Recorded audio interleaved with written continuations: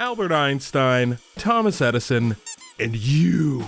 The first two have made history with their discoveries. Einstein with the theory of general relativity, Thomas Edison inventing the light bulb and the phonograph. What if I told you that you could not only make history after watching this video, but you could do it in 3 moves or less in chess? Hear me out. This is a chessboard. I know, impressive. And it's about to make a few moves, so be careful, because if you blink, you'll miss it.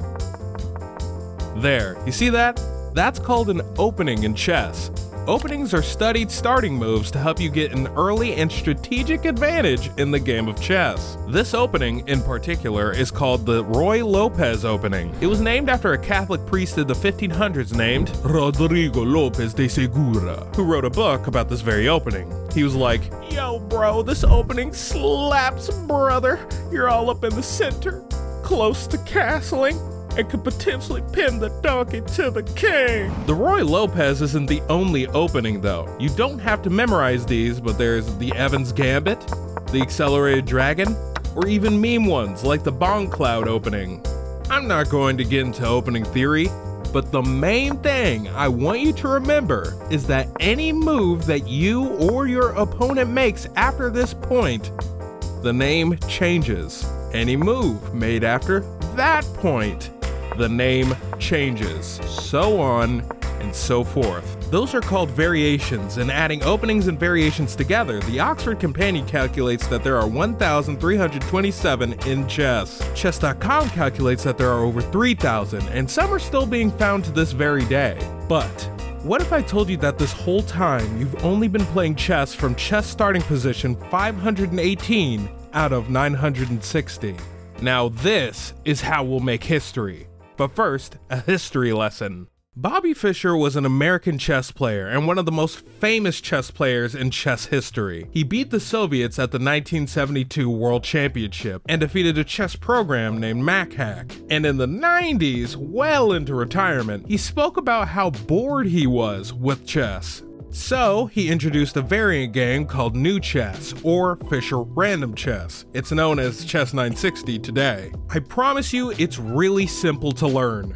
First of all, the pieces are in a random order. Let's look at a different starting position. Chess 960 plays just like regular old chess, except the bishops have to be on opposite color squares so they don't bump into each other. The black and white pieces have to mirror each other. The pawns are in their regular chess starting positions, and the king has to be in between 2 rooks for castling rights. That's it. Randomly placing these pieces within those constraints results in 960 starting positions, hence the name Chess 960. This is how we'll make history.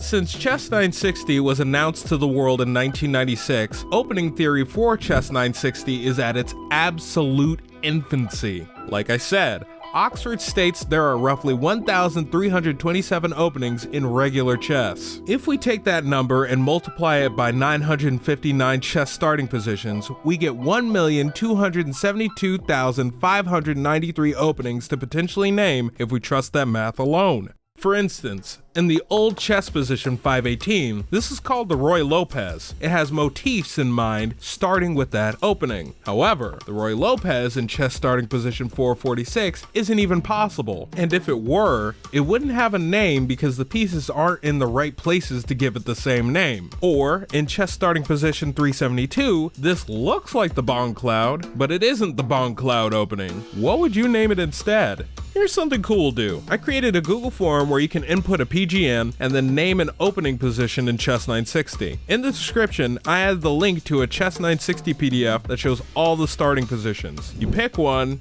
go to chess.com or Chess, set up a starting chess position, move a few moves, export the PGN, and paste it onto the form.